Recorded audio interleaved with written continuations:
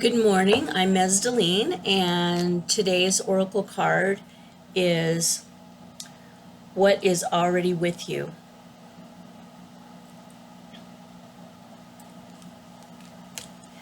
You hold in your hand that which you seek. In other words, the pair of spectacles you have been rummaging around the house for are sitting right on top of your head.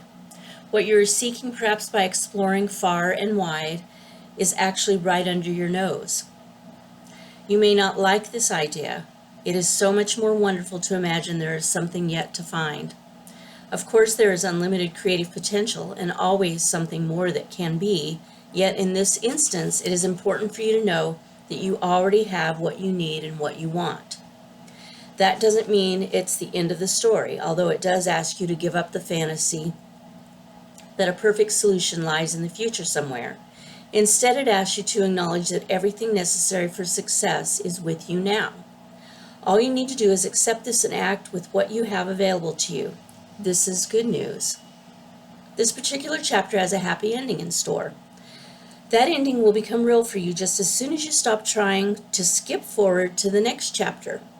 Better to be completely present in the now. From here, the next phase will naturally happen without force on your part. It might not seem like you have much to start with. Perhaps you feel that all you have is a small, simple choice to make. Perhaps you have a song to begin, an email to send, a conversation to start, or a sketch to let loose. However small, it is enough to get the ball rolling. So this is about taking action. Not just sitting around waiting for something to happen. You take action. Get that ball rolling. They talk about the snowball rolling downhill. Well, the snowball you have to make a snowball first, okay? Don't make the mistake of believing that what you need is behind you, lies with another, or is yet to appear. You have all that you need to take the next step in your life, and from that all else will flow. And there is a sweetness to that. It is a small pleasure at first, but one from which greater pleasures can unfurl. You are more ready than you think you are. You are more prepared than you realize. You don't need an entire army of resources to move ahead, although you may find that when you do move, many resources suddenly become apparent. All that you need, again, take that action. You move and those resources become apparent. All that you need in this moment is just one sweet act of nourishment. That is enough to take you out of backwards nostalgia or regret and forwards into what is waiting for you now. Be brave, dig deep within, and enjoy the sweet surrender. So one of the things that I think about, that action, taking action, getting that ball rolling, it's giving is also receiving. And as you give, you receive. Now, you don't always receive back from the person you gave to, right? I mean, it's just, it's that act of giving. And it seems like a questionable concept, but just if you just look at your life and see there's a cause and effect. There's when you give, you also receive. So I'm going to tell you a couple of stories from my life that are the best examples I can think of for this concept of we have what we need. So it says, it asks you to acknowledge that everything necessary for success is with you now. And I used to have a rock and gem store and dance studio in a little town called Sutherland, Oregon. It had 6,000 to 7,000 people, little rural community, and the economy had just crashed, big time. My rent was due the next day. I had no money. I think I'd made $200 that month, maybe 300. It was just pitiful. And so I had to just stop and breathe and not panic and just I decided this is a time to trust the universe, right? And I had to learn to trust that everything was going to be okay, that I had everything I needed in this moment, which I did. I had everything I needed in that moment. But the rent was due the next day, okay? So It's probably, I closed at 6 and it was, I think, 4:30, and all these people started pouring through the door. And I mean, like 20 people into my little store. And they were just snatching up things and asking me questions. And, oh, we've heard Oregon has beautiful carnelian. Do you have any of that? And I'm like, yeah, here's, I have it in rough. I have it in polished. I've made jewelry out of it. I mean, and it was just like this madhouse in there, all these people just talking to me and asking me questions. And then they start checking out and they're spending hundreds of dollars. And I was astounded. And so finally, the last person is checking out, and I'm like, where are you guys? Where did you guys come from? I just was astonished because they just appeared. They said, oh, we're from Ohio. We're on a bus trip and touring, just touring around. We decided to tour the West Coast. Ohio is 2,500 miles away from Sutherland. 2,500 miles. I did not have a website. What are the chances that a busload of people from 2,500 miles away would show up at my store? Well, it happened. There's nothing special about me. But I'm telling you, I had enough rent for 2 months after that hour and a half thing. So I had everything I needed in the moment to be successful. I had a store full of rocks, right?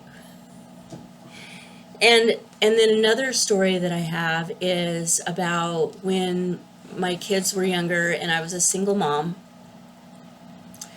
and I was really super broke, and I just kept thinking, I have lots of love. I know how to make clothes.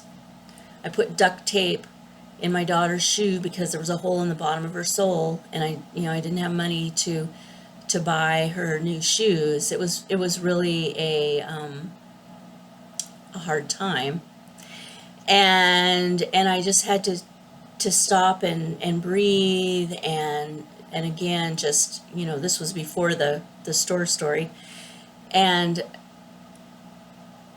the next morning I walked out onto my porch,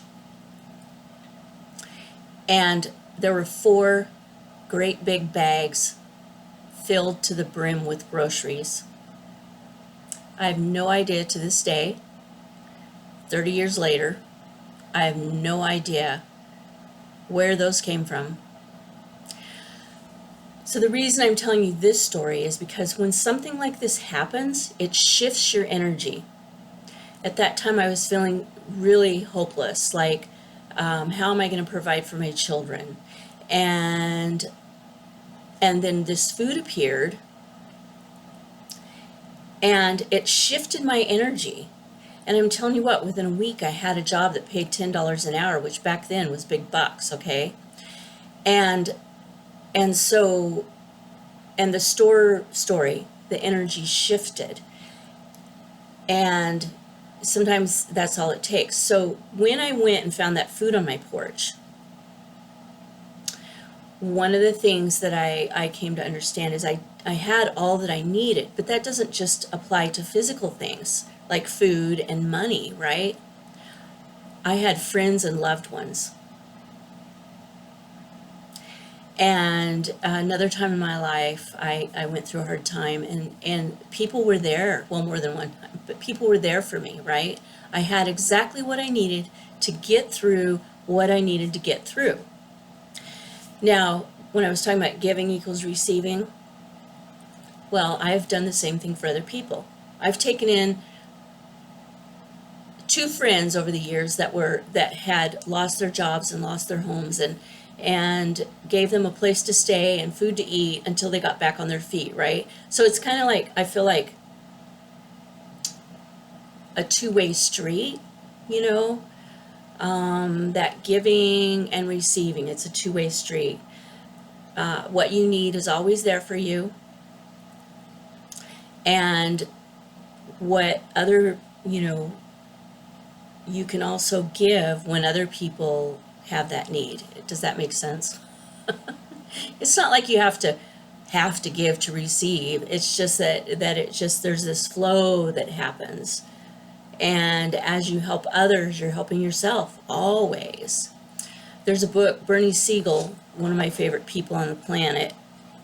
He wrote a book called Teach Only Love, and it was about he started this center for children that were terminal, and some of them did die, and some of them didn't. But there was this one boy in there that was blind. He was crushed. He had been in a horrible accident, and all he could move was his arm, and he was despondent, and he just wanted to die. He was 15, and not Bernie Siegel, wrong person. Jerry Jampolsky, my other favorite person.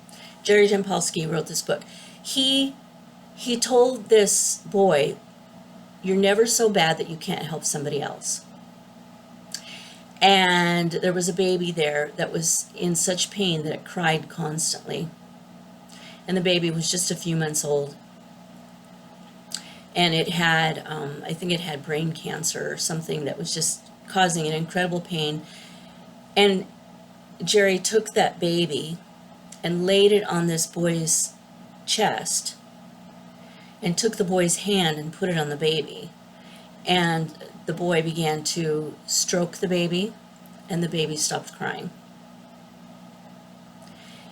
And that shifted that boy's energy.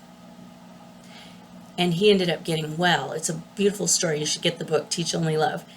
But he, in helping someone else, helped himself. He did not do that with intent. Oh, I'm going to help this baby so I can get well. No, he did it from a place of caring and kindness, and this baby needed him. And so he just gave of himself. Beautiful story.